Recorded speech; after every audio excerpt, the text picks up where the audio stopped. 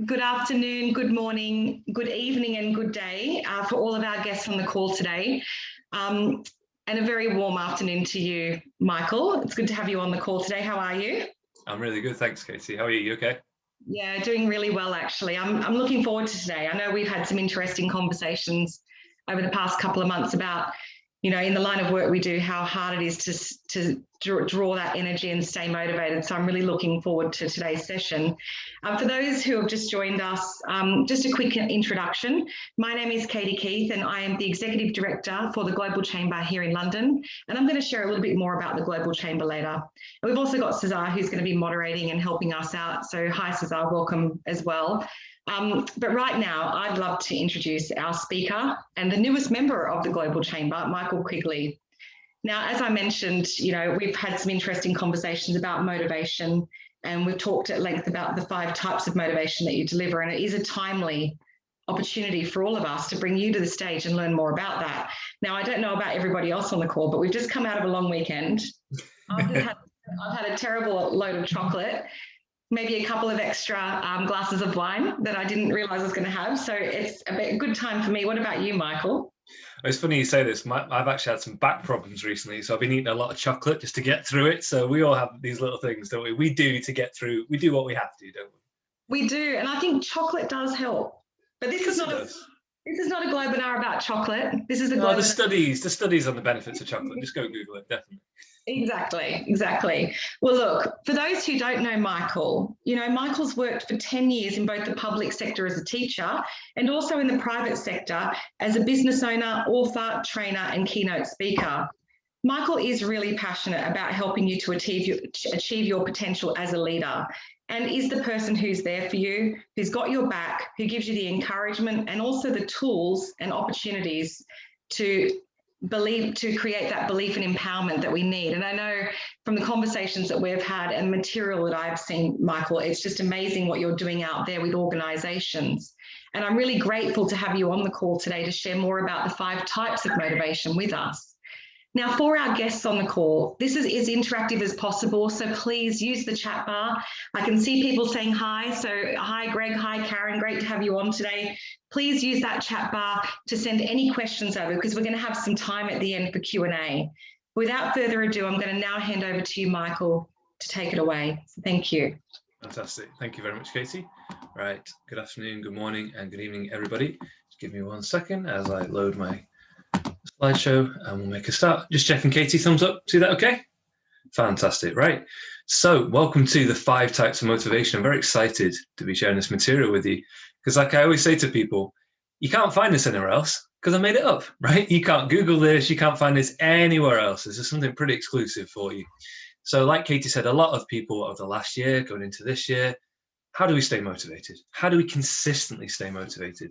And this is something I help people with a lot. So very briefly, this is me.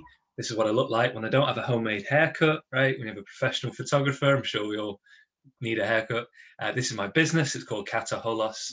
But we're not here for me this afternoon. I'm here to give value to you. So I do a lot of online training. And what I like to say to people is, when you've given me your time, today, so thank you for that. And I want you to take care of yourself today, and I want you to focus on yourself, because this material will definitely help you. It will help your family, it will help your friends, it will help your leaders, it will help your teams, your companies, your clients. Anywhere there's people, this will work. But that can be a bit overwhelming.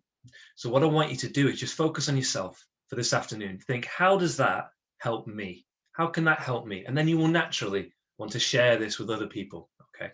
But anytime you go on any training, just a piece of advice, you should always think about these 3 things. What new information am I going to get? You're going to hopefully get something today and you'll go, I didn't know that. I didn't know that. That's new for me, right? Otherwise, why are you here? You need to get something new. But information is not just enough. Otherwise, you could just Google every answer, couldn't you? You need to have more. So I'm hoping to help you to think just a little bit differently. If you think differently about something, you can create a solution. If you think differently about something, you can solve a problem. Okay, so thinking tools, how you think, actually can be learned. We'll do a bit of that. And then most importantly, practical tools, what you can physically do. A big thing I always say is, after every training session or any Globinar, any webinar, any event you go to online or in person, I always think, okay, what next? You know, what happens at the minute past the hour when you go back into your life? Yeah. So hopefully give you lots of stuff that you can go away and do. So what are we going to be covering? 3 really key objectives. And then this is the final slide. And then we're going to do some stuff with a piece of paper and pen. So you've got some time to scrabble, get yourself a piece of paper and a pen. It's going to be interactive. So 3 things you're going to learn. The unique model, the 5 types of motivation that I've made up, you know, from just years of working with children, adults, public sector, private sector, drug addicts, Olympic athletes, business people, all sorts. The second is how to motivate yourself in a way that's unique and personal to you. It's very easy to go watch a video, to, you know, read a motivational quote, to try and copy somebody else. But everybody's different, right? You are a unique individual, and your circumstance, your business, your country, right? All unique to you. So we've got to make it personal. And then the third thing is, hopefully this will happen naturally as we do it. I want you to try and move from thinking of motivation like an infrequent feeling, like it comes and it goes. You're happy, you're sad, you're hungry, you're full. It's more a repeatable process. If you do these things as a process, you'll be consistently motivated. Sounds pretty good, doesn't it? Okay, so I'll try and live up to that. So if you get yourself your piece of paper and get yourself a pen, and let's get going. So there's a lot of reasons why we draw and we write. Main reason is you're going to remember it better. I say to people, don't try and just sit there and try and just take it in, because you won't. You won't. There's no need to. So the first thing I want you to do is, if you do it with me, and again, if you've not got pen or paper, this is being recorded, so you can watch it back and you can do it in your own time. Draw yourself a square, hopefully a bit straighter than mine. Right? I practice this a lot. Sometimes I hit the square, sometimes it looks terrible. This one today, it's okay. Then we're going to divide it into 4. Okay, so this is a model. Physical diagrams, they stick better in the brain. If you're just writing pages and pages and pages, sometimes it doesn't stick so well. And then what we're going to do, see, I bet you weren't expecting an art class, is we're going to put a little line around it. So it starts to look a little bit like a window frame, you know?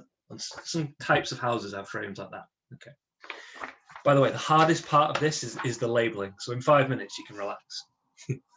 But it's very important to stay active when you're learning things, because it's going to affect your brain and you're more likely to remember it and go out and do it. And then we're going to put some labels. So you've got 5 to draw: a top left, a top right, bottom left, a bottom right, and then one in the middle. Okay, so just hold that for a sec. Make sure you can see. And just while we're filling this in, by the way, it'd be great, you know, to know where you guys are tuning in from. So in the chat box, just say hello and tell me where you come from. It'd be lovely to see. I know there was quite a lot of people from a lot of different places tuning in. I know Karen's come from Ireland, which is fantastic. We've got some brilliant places. Yeah, Dublin, been there.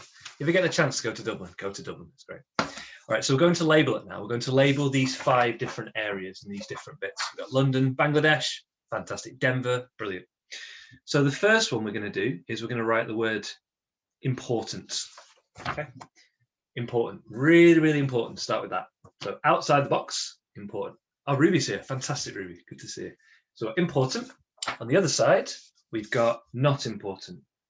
Okay. So remember, this is the hardest bit.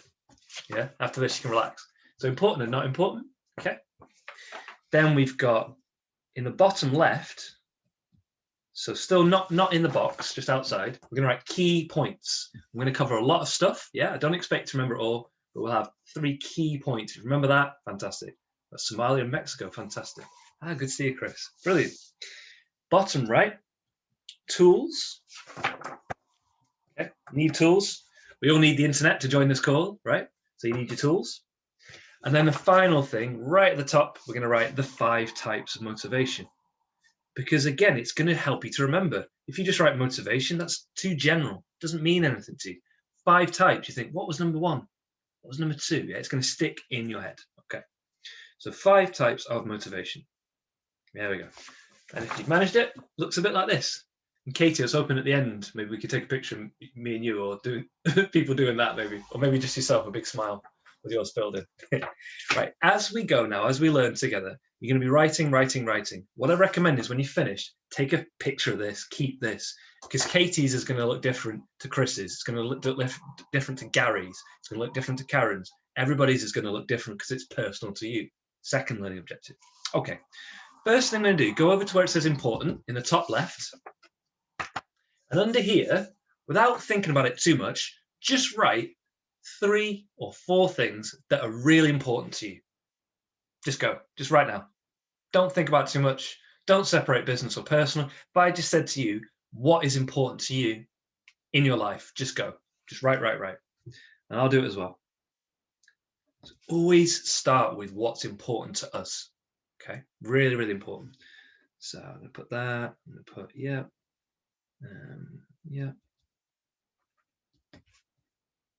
Okay, cool. So if you like to share, you don't have to share anything, by the way, but if you'd like to, just put one of your things in the chat box. It'd be lovely to know what people think is really important to them in life. And it's really interesting. Every single time, right, we've just proven the point. Have a look in the chat box now, right? Brilliant. Every single time I do this, every single time, look what's in the chat box. Family, right? I've seen family, success, money, health, business, legacy, giving, social impact. All sorts of things are important to us. Interestingly, family is always there, which is wonderful. Really, really cool, okay? There's no right or wrong with this. So what I want you to do is go to where it says key points, write number 1. So we've already learned our key point, and it's this. Motivation, so if you write motivation is subjective, right? So subjective, I'll write the word in the chat box. Very important, okay? What does that mean? Really fancy word, just means it depends on the subject, depends on the person. What works for you might not work for me, might not work for Katie or Cesar or Doug, or it might. So motivation is subjective. There's no such thing, I've learned this working with people, as objective motivation that motivates everybody. And people say to me, well, money is totally motivating for everybody, only to a point, right? If you're a millionaire and I give you $1,000, if you're starving on the street and I give you $1,000, you'd be very grateful, yeah? So everything is subjective, yeah? So we've got some brilliant answers. We've got kids, legacy, travel, lifestyle, brilliant. So always start with yourself. What's important to me? Because it's going to motivate you, right? So what's on that list? Those 3, 4 things, yeah?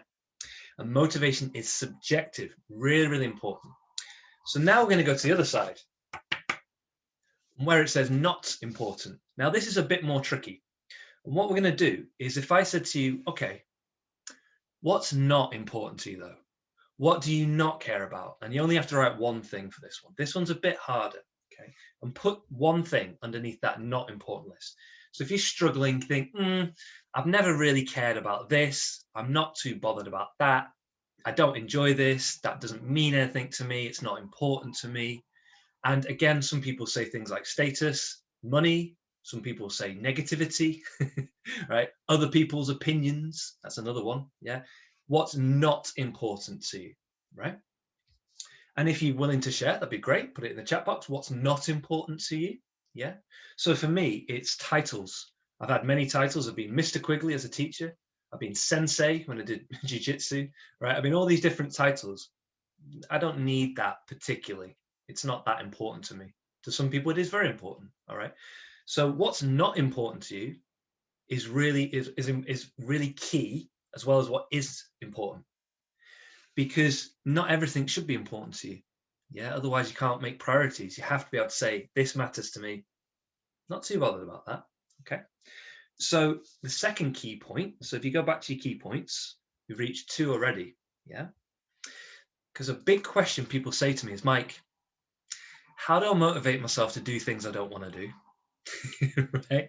So this is what I tell them. So please write. So key point number 2 down here. Link motivation. So if you write link motivation to importance. Okay. So what does that mean? Right. Well, I'll use the example of family because everybody's put family. Yeah. So I use an example. Let's say, I don't know, Katie, because she's put family. Imagine Katie has to do something for a business tomorrow and she doesn't particularly want to do it. She, I can't motivate myself to do it. It's common, yeah? But if she links it back to how it's going to positively help her family, perhaps it's going to earn some money or create an opportunity or some value, right? You think, wow, that's going to help my family. Okay, yeah, I'm motivated now because she cares about family. You see what I've done there? You try and motivate yourself about things that are not important to you, it's not going to work because your brain goes, I don't care. And that's a big problem for a lot of people. So if you're already thinking about how to share this, with other people, right? And they're really demotivated, you're trying to help them. Remember those 2 key points. What motivates them might be different to you, and that's fine. Yeah. So ask them, do that important list with them. It takes 2 minutes. Say, what's important to you in life? 1, 2, 3. Great. Okay. Well, link it to that. What do you mean? Wow. And then just say what I said. You care about your family. Think of the benefits for your family. So that's 2 key points just to start with. Okay. So now let's get into the 5 types. It's really important we did that, because otherwise we don't know how it's going to benefit you. You might say, well, that's good, but I don't actually know what I care about. Well, now we do, don't we? We've got our list. Okay, we've clarified that. So now what we're going to do is we're going to label them 1, 2, 3, 4, 5. 5 types. So top left is box 1. Okay. Top right is 2, 3, and 4. And 5 is this little frame. See what I did there? It's quite clever. It goes around the outside. Now, they all start with the letter F. Okay. I'll put the names of them in the chat box because some of them are a bit unusual as words, but they'll stick in your head because they're a little bit different. All right. Why do they all start with F? Alliteration sticks in your head. More likely to remember. F, F, F, F, F. Easy to remember. Once you remember it, you're more likely to apply it in your life. So the first type of motivation, I'll write it in the chat box, is an old-fashioned English word. And I've written it there. It's called fleeting. So F-L-E-E-T-I-N-G, fleeting. And what I want you to do is, I'll do it with you. We'll write the word fleeting, and then I want you to draw yourself a little clock to remind yourself that it's to do with time. So I'll be dead honest. When I work with people, right, this is as far as most people get. They don't get to box 5. They don't get to step 5. They just stop at 1, right? You might be able to resonate with this. What does that mean? Fleeting motivation means you feel really good and it's come out of nowhere, and it lasts for a bit and then it goes. It's fleeting, it's temporary. So in the UK, we talk about the fleeting weather, right? It's sunny and it rains, and then it's sunny and then it rains. Well, motivation can be like that, can't it? Some days you're like, yeah, I feel great. Other days you're like, now I feel nothing. So what I want you to do is I want you to write this little phrase. Use it while it's there. Seriously, use it while it's there. Sometimes it can just happen. You've had a good night's sleep, something's worked with a business, you've listened to a nice song, you've met up with a family member, the weather is good, you've had a good piece of food, whatever it is, you're just feeling good. So use that energy, because it might only last 20 minutes or 10 minutes. The worst thing you can do when you feel highly motivated is waste it and sit there going, what should I do? Text a friend? Yeah. Use that energy. Yeah. Use it for a high value task, or to spend some time with some people that you really care about. So we use it while it's there, but we don't rely on it. So what I want you to do is I want you to write this number, 168. Okay. So 168 hours. You might say, what does that mean? Put it in the chat box. You might already know this. If you're hot on your time management, that's how many hours are in a week. 24 times 7, 168.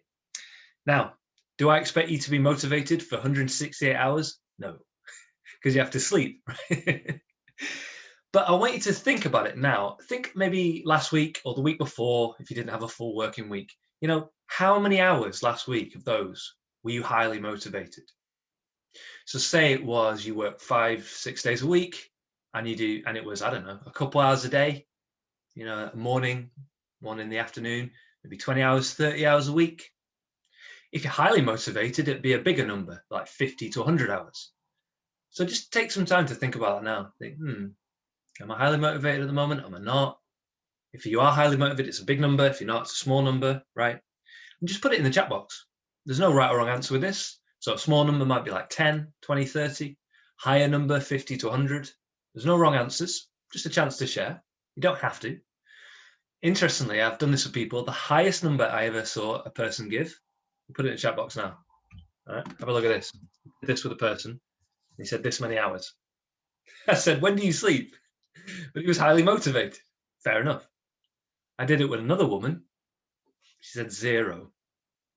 0 hours. Okay, so Chelsea's saying 50 hours.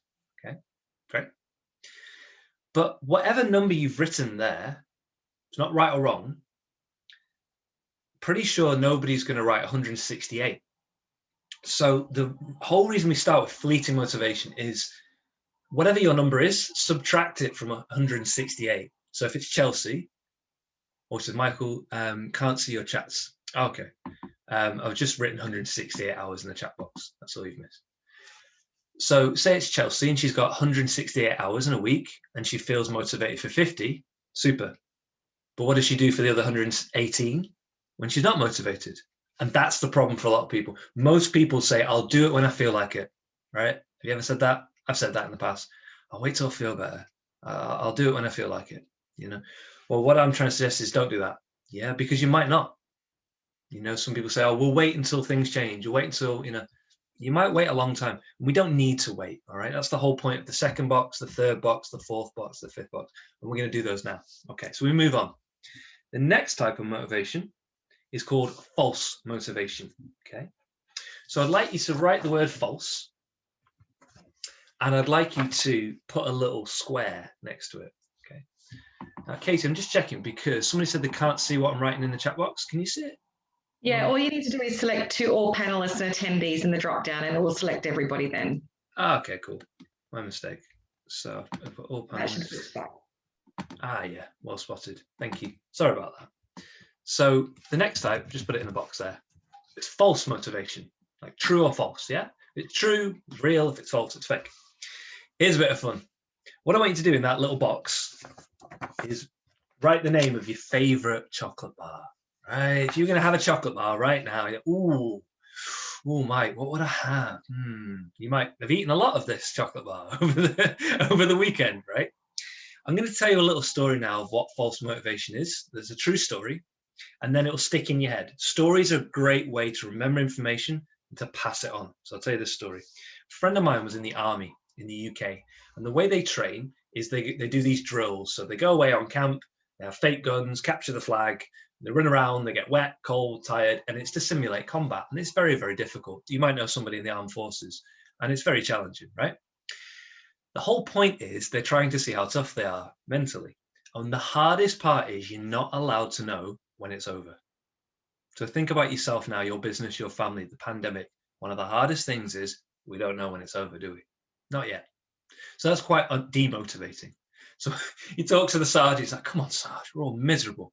When's it over? I can't tell you that, Private. Come on, Sarge, give us something. Okay, I'll tell you this. You see that hill over there? And he pointed to a hill. Like, yeah, right. When it's over, there's a van going to pick up everybody so you don't have to walk back to the barracks. Really? Yeah. Not only that, everyone's going to have a hot drink, hot cup of tea waiting for you, and a Mars bar, an English chocolate bar, right? Waiting for you, and a blanket in the van. Really, Sarge? Yeah. Can't tell you when, but when it's over. Go tell everybody. Okay. So he goes and tells everybody, right? And he's so excited. Tells everybody they'll perform well. They're highly motivated. They finish the drill. Brilliant. Climbing the hill. So excited, right? They get to the top. You can tell what I'm going to say. And he says, right, Sarge, where's the van? And he says, what van? The van with the chocolate bar and the cup of tea and the blank. Oh, no, there's no van. You thought I was being serious? And he's like, you lied to us. He goes, no, I falsely motivated you. What do you mean? He says, look, when you're on deployment, you have to perform to a high level every day. There's not a gold medal waiting for you every day, but you've got to act at that level. It was the idea I planted in your head, the idea of a Mars bar. That's what got you through. The idea of the van got you through. The idea of the cup of tea, the idea of the blanket, the idea itself was the most motivating thing. You're welcome. And they're all like, oh. And then there was a noise. He said, what's that noise? The sergeant said, it's the van. He didn't think I was totally heartless. And a van really did appear, and they really did get a chocolate bar, and they really had a cup of tea. Okay. So what I want you to write underneath your chocolate bar is this: act as if. You want to act as if whatever you want to do is possible, right? You act as if you're going to outlast it. You act as if it's really going to happen. Now, you're using the imaginative part of your brain. And your brain's going to go, well, when? Doesn't matter when. For now, use your imagination and say, it's just possible, okay? So here's a real example. See these pictures? I've talked to Katie about this. In the first lockdown, I spent 12 weeks on my own. Didn't see a single person. I had to falsely motivate myself with deadlines, pictures, anything, the idea to just keep me going. So I said, I'd love to go to Australia. and I put pictures on my wall. Okay. I acted as if I could go to Australia. And just that idea got me through.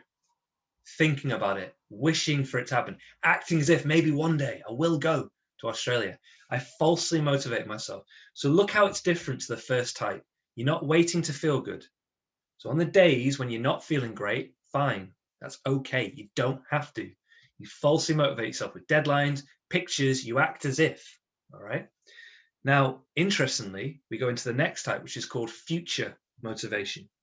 So box 3, I'd like you to write future motivation. Okay, I'll put it in the chat. And I want you to draw yourself a little arrow going up to remind yourself things are going to improve, right? And I'd like you to write this little phrase, and it's so true. I said it to a client last year and he was so impressed. He said, that's brilliant. So please write this in box 3. You can never have too many things to look forward to. It's so true. You can never have too many things to look forward to. Can you imagine thinking, oh, I'm not going to have another birthday. I've had a few. They're okay. You know, I'm not going to do another holiday. No, I'm not going to see my family again. You know, we've had lots of good years, but that'll do. We all want lots of things to look forward to, right? To project into the future and say, the future's going to be amazing. Here's a newsflash. The future is going to be amazing, right? Because we're making it happen right now. And this is how this works. You start in box 2 with your imagination going, I'm going to act as if I can go to Australia. Guys, I'm going to Australia in November. I've booked it, right? All being well, if it's safe, I'm going for a month to Australia because I went past the pictures every single day and then eventually went, why am I not going when it's safe? And I chose to go. And this is what you can do. You don't need to figure out how for now. You just act as if. And then it can suddenly become something you think, yeah, I can do that. You can never have too many things to look forward to. Here's something you can do. If you ever want to pick yourself up, do this. Write a list of things to look forward to. It will make you feel fabulous. You feel amazing. 20 minutes, set a timer, 20 minutes, piece of paper, write list. You will come up with at least 20 things. Family, friends, holidays, sunshine, whatever it is, right? And then your brain goes, yeah, but when's this going to happen? Doesn't matter when. It's just a matter of time. Yeah, it's just a matter of time. And that's really motivating because something moves from like, oh, that'd be nice one day to, no, this is really going to happen.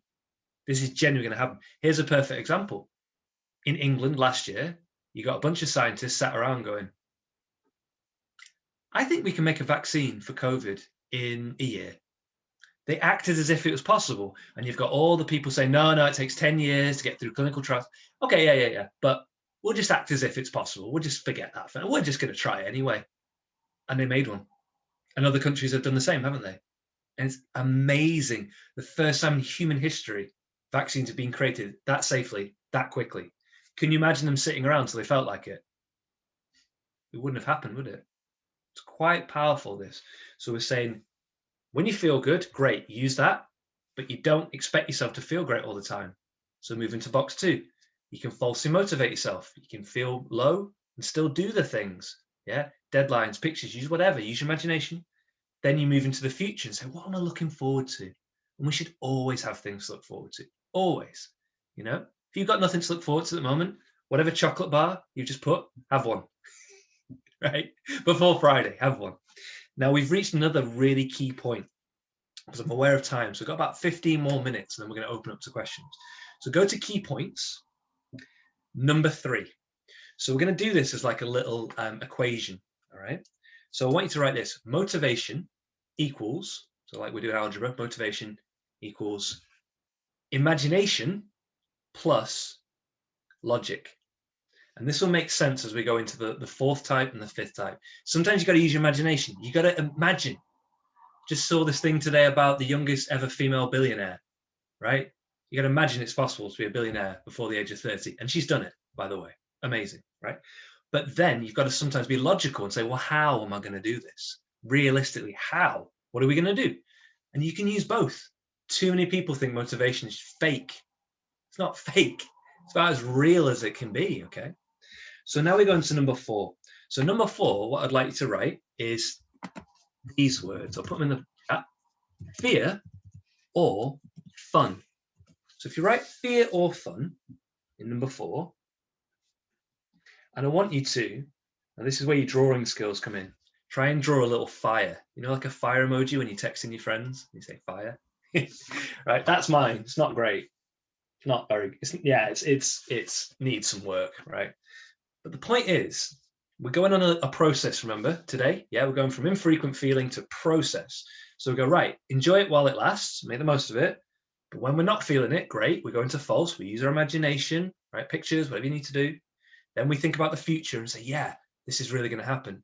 But again, where do people fall down? They try and copy other people. They try and motivate themselves in a way that they've seen somebody else do and be successful, okay? So here's your choices now. So it's a chance to jump in the chat box.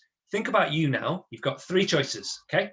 So here's how you're going to motivate yourself. Are you motivated by fear? Are you the kind of person who needs a deadline, who needs to leave it till last minute? If I said to you, if you don't do this, Karen, this will happen. And you go, oh, thank you, I needed that. That motivated me. Or do this, or this will happen. Do your taxes, right? Or you miss the deadline, or etc., etc. Now, that might be you. Now, if that's you, you think, yes, Mike, that's me. I am motivated by fear. It's useful. Put fear in the chat box. Now, the opposite of that is being motivated by fun, positivity, benefits, gains. Imagine you don't want to go to the gym or be fit, but you think, yeah, but if I do, I'll lose body fat. I'll be fitter, stronger. I'll live longer. It'll be better for my family. That's motivating for me. I am definitely, I'm highly motivated. So if that's you, then you're motivated by fun. Do you see what we're doing here? Yeah. Or last choice, both. You can have both if you want to be both. The majority of people, the reason I give you 3 options is you'll be one or the other. Okay. Most people are both. They'll be, look what we've put. Some people put both. Karen's put fun, maybe a little bit of fear. That's very, very normal, right? You might be motivated by fear in your business. If I don't do this, this doesn't happen. But you might be motivated by fun with your relationships and your family and your health, okay? So the point is, you can use whatever you need to. If you like that fear, use it, okay? If you try and motivate yourself in a way that doesn't feel real to you, so say you try and motivate yourself with positivity, and you're actually quite risk averse and need that fear, it's not going to work. Equally, if you try and scare yourself and go, you need to do this, but you're more motivated by positivity, that's not going to work, right? So you can choose the way that works for you, all right? So the next thing I want you to write in this box is, I want you to write this little phrase, and I'll tell you a quick story. Everything can fuel my fire. So please write that. Everything can fuel my fire. What does that mean? I was once doing some running, once, up and down a hill, right? Very difficult. If you've ever done hill running, very, very difficult. And when you exercise, sometimes your brain tells you some pretty negative thoughts. And on this day, I was highly demotivated. I had negative thoughts in my head going, you're fat, you're slow, give up, you're rubbish. Don't know if your brain's ever said that to you. Mine said that to me on that day. But the point is, rather than trying to fight them or ignore them, I said, give me your worst negativity. Give me your worst thoughts, feelings. I'll have it all. And they went, rah. But I used it as fuel, right? And I got really angry. I was like, ugh. And I ran up this hill and ran up it really quick. And I got to the top of the hill. I was like, oh, that worked. And anybody watching me would have gone, that guy is mad. But it worked. It motivated. It got my body going. I didn't have to wait until I felt like it. I used the negativity. So the reason I got you to write, everything can fuel my fire, is it can. If I've got a bunch of positive words on a page and I've put it on a fire, it'll burn, won't it? I got a bunch of negative words and I put it on a fire, it will burn, right? And this is how I want you to think about yourself, right? It's not just when I'm great and everything's great and everything's aligned, great. I want you to think no matter what happens, it's like a fire inside, right? Bad weather, I'll have that, right? Clients upset me, I'll have that. Bit hungry, I'll have that. Feeling a bit rubbish, I'll have that as well. Because you get to the stage where you use everything as fuel. That's where it gets really exciting, right? So I was telling you, I've got a bit of a bad back, right? I've used that as fuel to see a physio and create a health plan. And longer term, that's probably going to benefit me more than if it hadn't happened, right? I'm not waiting until it heals. I'm here with you now, right? So it's not just kind of saying when I feel great or when it's all right. You don't have to wait, guys. You start right now. The people that are able to do this and use everything as fuel, that's when you become unstoppable. I'll give you a personal example real quick. I had an example with my dad. We had to take him to the hospital last month. We thought he was really ill. Turns out he was okay. Now he's on my important list. I am highly motivated, right? Anything to do with him. And it was like afterwards, we realized just how precious we are to each other. So now I'm even more motivated than I was before with my business to help him and as many people as I can, right? We could have both said, oh, wasn't that a terrible thing? And that was bad. And we feel sorry for ourselves. We said, no, that we were very lucky. That could have been a lot worse. We're very grateful. It's kind of shaken us and showed us how lucky we are, right? Fuel for the fire.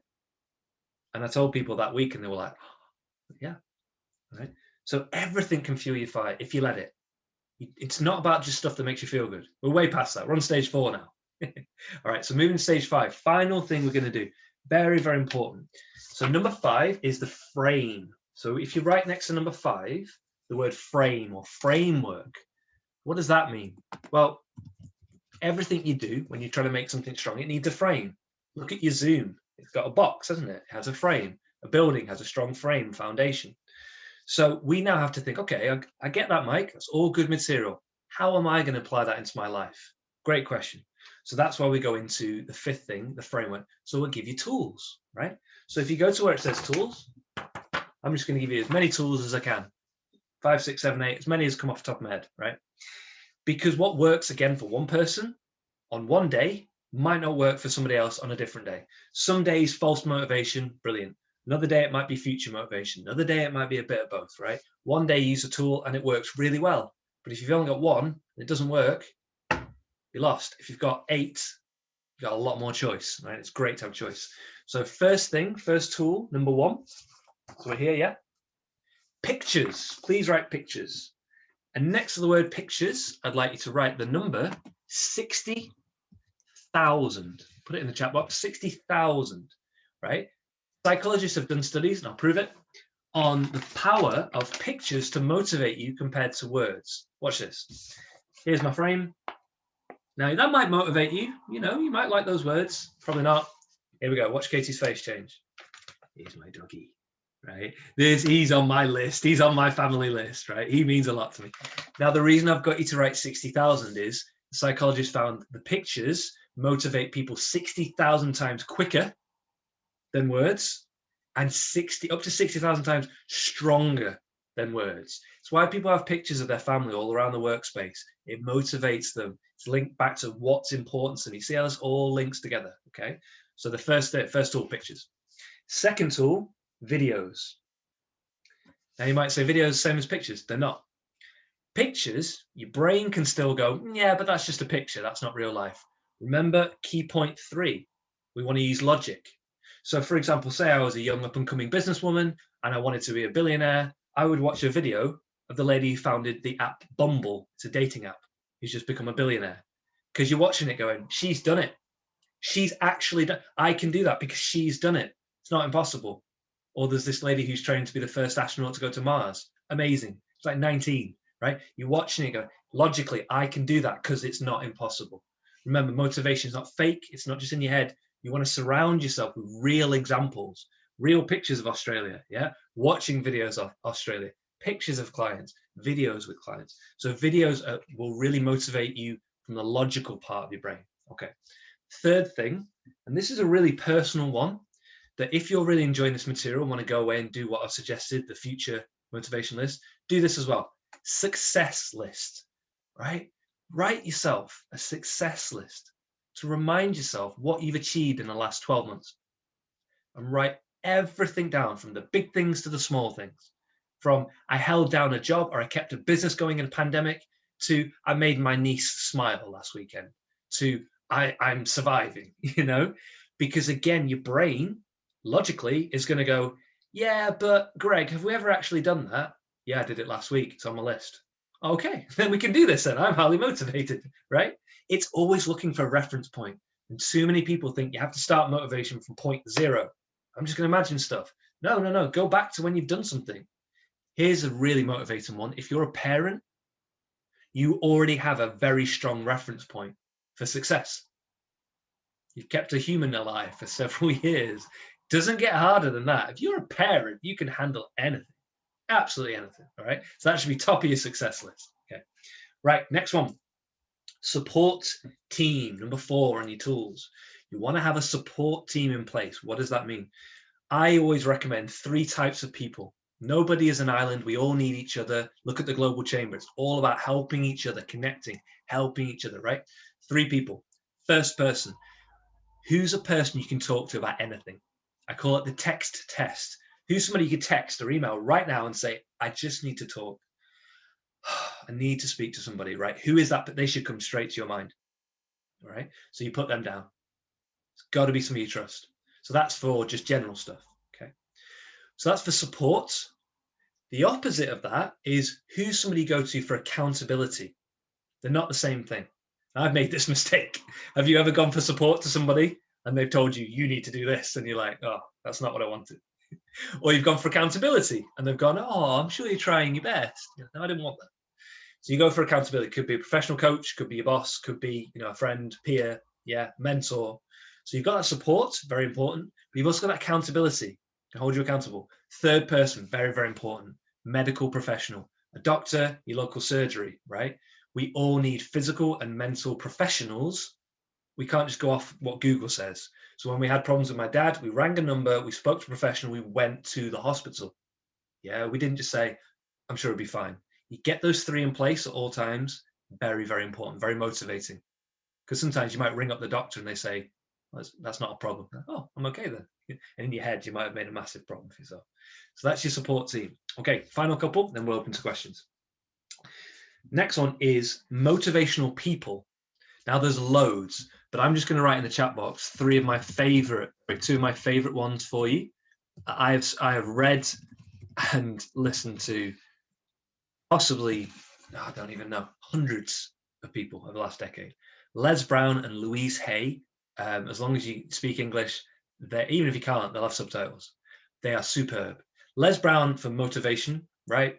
He will just make you feel that false motivation. He will just fire you up, right? He's brilliant. YouTube, all free. Check him out. Second one is a bit different. Louise Hay is brilliant because sometimes you don't want to just feel like you have to achieve all the time. Sometimes you want to feel just happy and loved as you are, right? It's not just always about more. And Louise Hay is brilliant for that. She overcame adversity. She overcame abuse, right? Again, she's a real motivational person because you can look at her and go, wow, look how lovely she is. And she had a real hard time. I think I can do that. So Louise Hay and Les Brown, 2 really, really important people. Okay. And then the last 2 things, tools I want to give you. Next one, music. There's nothing can change your physical and mental state quicker than music. Don't believe me? When you finish this, put on your favorite song for just 10 seconds and see what happens. Right? It can change you physiologically, can change you in seconds. Every time I do a Zoom, what do? I put on some music. To increase my energy, to get me in that zone, to motivate myself. All right. So music, really, really a powerful one. Then the final one is what's called self-talk. Now, there's a lot I could talk about on self-talk to motivate, yourself. But there's just a couple phrases, right, that I'd really recommend that you use to motivate yourself. Self-talk, we could do a whole training session on this. But generally speaking, your self-talk, the way you talk to yourself in your head, is either very positive, you can do this, you're amazing. Very negative, you're a loser, you're rubbish, give up. Or kind of in the middle, like, I'm a bit bored today. What I think is really good with self-talk is to keep it pragmatic and practical and logical. So here's my first little phrase, if you write this down. This is temporary. This is temporary. When we have problems, when we're unmotivated, we tend to think it's everything and it's always going to be like this. It's not everything.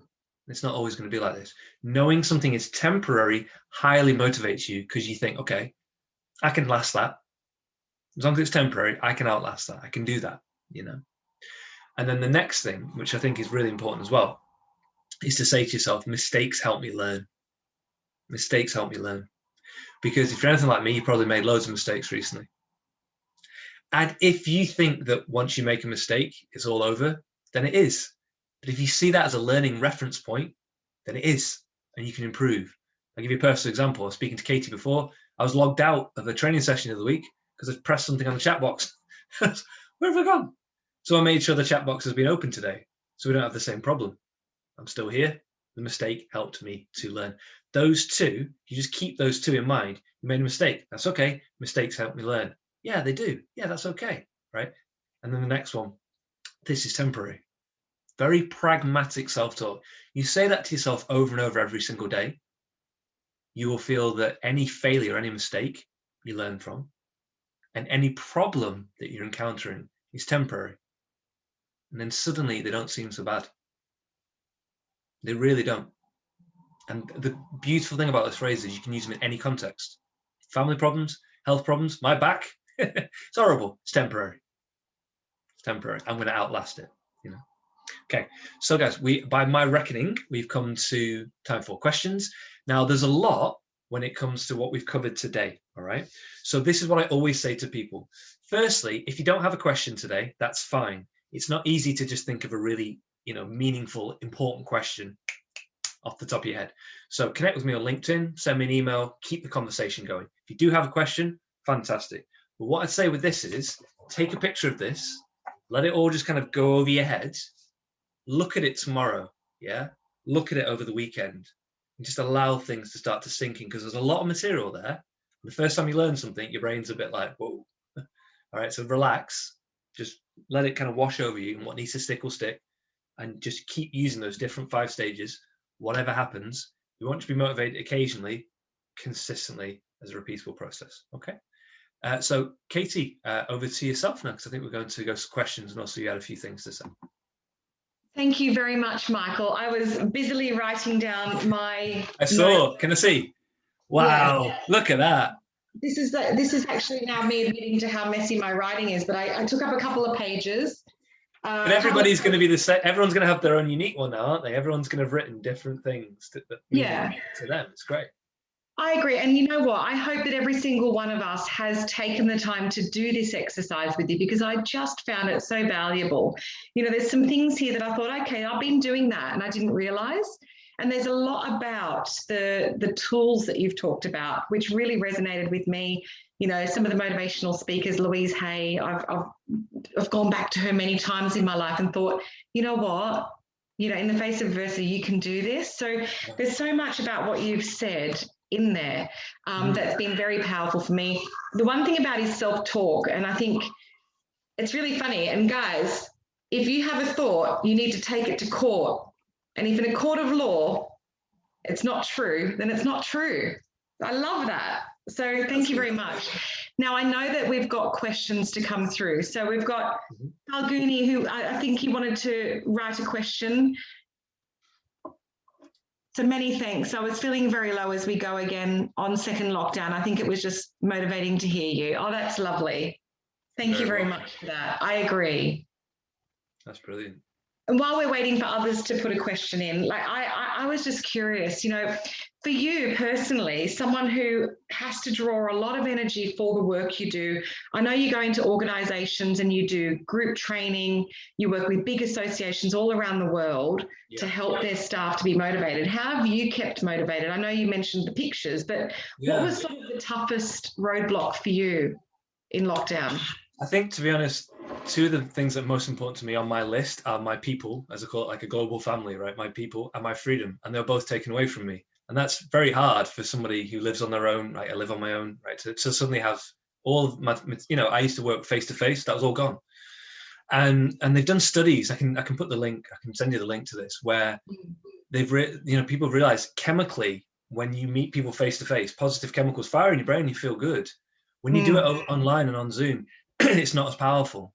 So like you just said, I'll be giving a lot, and it can leave you, feeling kind of like tired and burnt out.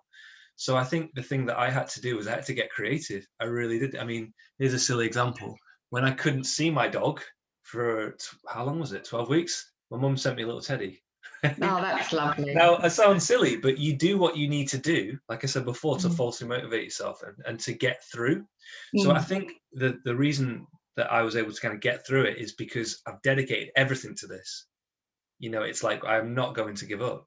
And when you've made that kind of decision, it just becomes like an endurance thing. You're just like, okay, how long it's going to last is going to last as long, but I can handle that.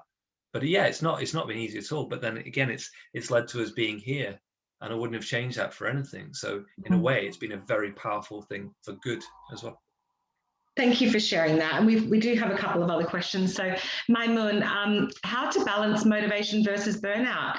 Such a great, powerful question. I think it's very relevant as a lot of us are facing the burnout phase. What do you say to that, Michael? That's a really good question. There's something I definitely recommend you check out. So I love to create my own material like this, but I also like to recommend other people's. Stephen Covey has a thing called time matrix, and I use it all the time. It's wonderful. And he talks about taking the time. He splits your time into 4 quadrants, and he talks about Q2, right? And he talks about taking the time to look after yourself, and he talks about relationship building, values clarification, recreation. So to answer your question, it's taking the time to do those Q2 things. If you just Google image time matrix, you'll see them all. And it's very easy to say, I'll just work more, I'll just work more, I'll just work more. And I have burnt out. I've done that in the past as a teacher, going through difficulties personally and professionally at the same time. So I know how that feels, right?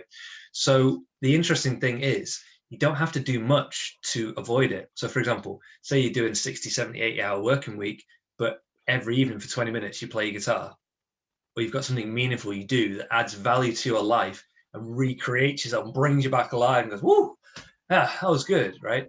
Your brain and your body need those little reference points. Think about broadband. Before broadband, we used to go on the internet and come off the internet. Now it's always there. We are not broadband, right? We are humans. We rest, we go, we rest, we go. So in terms of burnout, yes, it's easy to feel tired. It's easy to push yourself. The quality of your rest is more important than the quantity. So it's not like you have to have a full weekend off. It's not you need 8 hours sleep every night. I would take the time to think about what actually does rest you, what does recover you, what does help. So for me, it's not sitting watching TV for 2 hours. That doesn't do anything for me. But it might be spending that time with my family, and that could avoid the burnout, you know? So what I do is I'd think about what are all the things that if I did these things, they would kind of top up my energy levels. And I'm like, oh, yeah, I feel a bit better. And again, if you never thought about that, just get a pen and paper, set a timer on your phone, 20 minutes, dream on the page, guarantee you'll come up with at least 2 or 3 things that are personal to you, because I can't tell you because it's personal to you, but think about that and I guarantee they'll come to mind. Thank you, Michael. That very good answer. And I think I need to take that on. Maimun, who asked that question, he doesn't sleep. So yes, you have to find a different way. Seriously, it's like you don't sleep, you have to find meditation and things like that. Seriously, you do what you need to do to get through, don't you? Absolutely. You do. And look, we've got Doug. Thanks for your question. Just we are recording this and we are sharing it, so you can go through this again, which is really exciting. And Doug's got a really good question. How does anyone keep this up effectively? And I think, you know, I fall into the trap of, you know, I'll think that I'm carrying on like normal, but then I'll just be daydreaming into space, or something might happen that will throw me off track. Yeah. So that's a really good question. How do you keep it up? So I'd say 3 things. First thing I'd say is checking in with your support team regularly. So for example, remember I said that first person you can talk to, just bounce ideas. If they say you're going a bit out of balance, Katie, you're working a bit too hard, you know, you trust them and they can help pull you back. So it's regularly checking in with them. The second thing I love to do is, I say on a Sunday because, you know, who works on a Saturday? You might do. Just getting a pen and paper and spending 20 minutes and checking in with how things are going before the working week, before the next week, helps you to feel proactive. Because again, if you say, how do we keep this up? It just has to become part of your routine. You know, so think of it like this. You know, you're talking before about your thoughts, Katie, and taking them to court. Nobody is going to motivate you other than yourself. It's like business, isn't it? Nobody's going to run your business for you. That is a great responsibility. It's also a great blessing because you can take it as far as you can. Nobody's going to do it for me, you know, and it's 12 weeks on my own. How did I do it consistently? Because I had to, you know. What I'd say is you'll use this stuff when you need to. When you don't feel you need it, use it. When you don't feel you need it, use it. Look at these pictures on my wall. They're all some of my clients. I put these up to motivate myself when I needed it. I don't need it anymore. They're still there.